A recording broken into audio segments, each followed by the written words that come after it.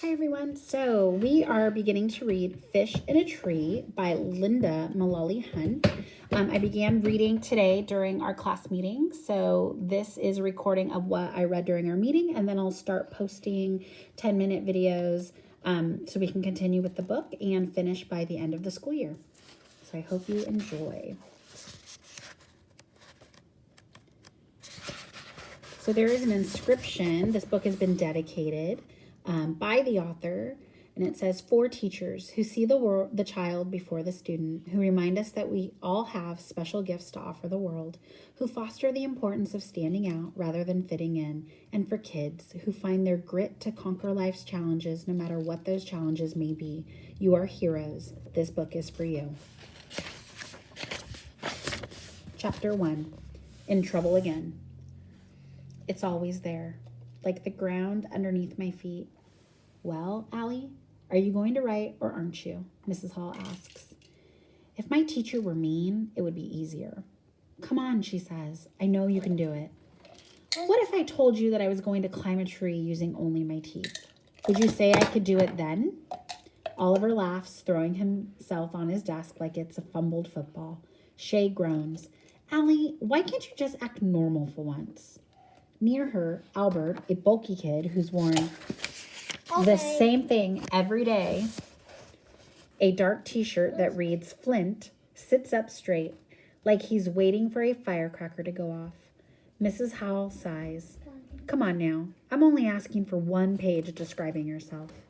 "I can't think of anything worse than having to describe myself. I'd rather write about something more positive, like throwing up at your own birthday party." "It's important," she says. "It's so your new teacher can get to know you." "I know that, and it's exactly why I don't want to do it. Teachers are like the machines that take quarters for bouncy balls.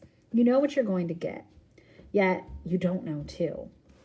And," she says, "all that doodling of yours, Allie, if you weren't drawing all the time, your work might be done. Please put it away." Embarrassed, I slide my drawings underneath my blank writing assignment. I've been drawing pictures of myself being shot out of a cannon. It would be easier than school, less painful. "Come on," she says, moving my lined paper toward me. "Just do your best." 7 schools in 7 years, and they're all the same. Whenever I do my best, they tell me I don't try hard enough. Too messy, careless spelling. Annoyed that the same word is spelled different ways on the same page. And the headaches. I always get headaches from looking at the brightness of dark letters on white pages for too long. Mrs. Hall clears her throat. The rest of the class is getting tired of me again. Chairs slide, loud sighs. Maybe they think I can't hear their words. Freak. Dumb. Loser. I wish she'd just go hang by Albert, the walking Google page, who'd get a better grade than me if he just blew his nose into the paper. The back of my neck heats up. I don't get it. She always lets me slide. It must be because these are for the new teacher, so she can't have one missing. I stare at her big stomach. "So did you decide what you're going to name the baby?" I ask. Last week, we got her talking about baby names for a full half hour of social studies. "Come on, Allie, no more stalling." I don't answer. "I mean it," she says, and I know she does. I watch a mind movie of her taking a stick and drawing a line in the dirt between us under a bright blue sky. She's dressed as a sheriff, and I'm wearing black and white prisoner stripes. My mind does this all the time. Shows me these movies that seem so real that they carry me away inside of them. They are a relief from my real life. I steal up inside, willing myself to do something I don't really want to do, to escape this teacher who's holding on and won't let go. I pick up my pencil and her body relaxes, probably relieved that I've given in. But instead, knowing she loves clean desks and things just so, I grip my pencil with a hard fist and scribble all over my desk. "Allie," she steps forward quick. "Why would you do that?" The circular scribbles are big on top and small on the bottom. It looks like a tornado, and I wonder if I meant to draw a picture of my insides. I look back up at her. It was there when I sat down. The laughter starts, but they're not laughing because they think I'm funny. "I can tell that you're upset, Allie," Mrs. Hall says. "I'm not hiding that as well as I need to." "She's such a freak," Shay says in one of those loud whispers that everyone is meant to hear. Oliver is drumming on his desk now. I fold my arms and stare up at her. That's it, Mrs. Hall finally says. To the office, now. I wanted this, but now I'm having second thoughts. Allie. Huh. Everyone laughs again. She puts up her hand. Anyone else who makes a sound gives up their recess. The room is quiet.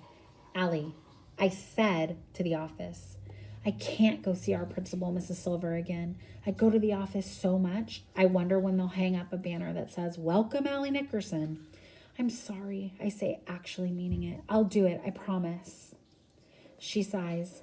Okay, Allie, but if that pencil stops moving, you're going. She moves me to the reading table next to a Thanksgiving bulletin board about being grateful.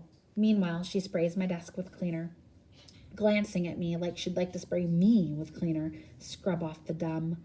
I squint a bit, hoping the lights will hurt my head less, and then I try to hold my pencil the way I'm supposed to, instead of the weird way my hand wants to. I write with one hand and shield my paper with the other.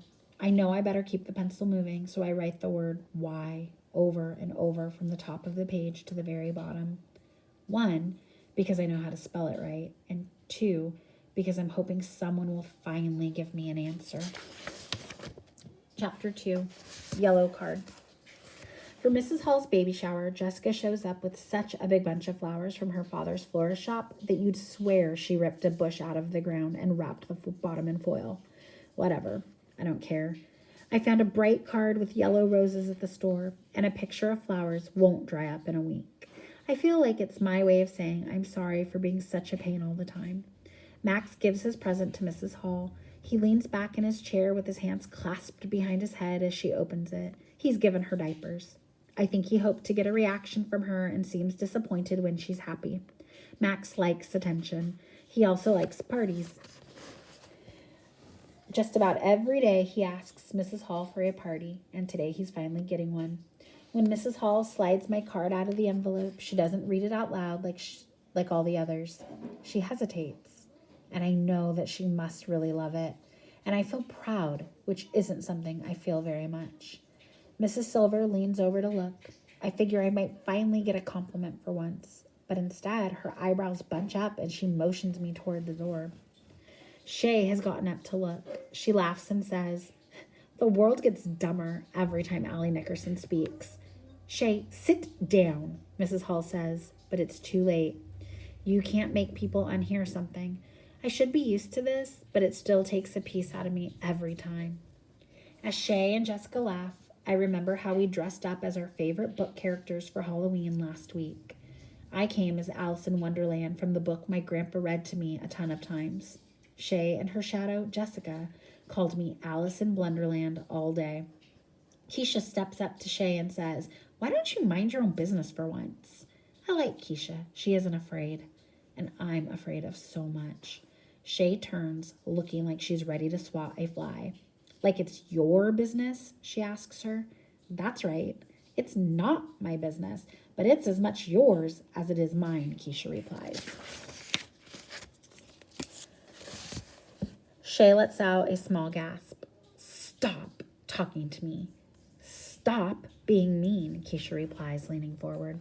Max folds his arms and leans forward across his desk. Yes, there's going to be a fight, he says. There isn't going to be a fight, Mrs. Hall says. Suki is holding one of her small wooden blocks. She has a collection of them that she keeps in a box, and I've seen her take one out when she gets nervous. She's nervous now. Shay glares at Keisha. Keisha's new this year, and I'm surprised she said something.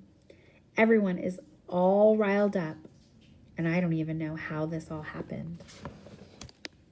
All right, guys, we're going to stop there.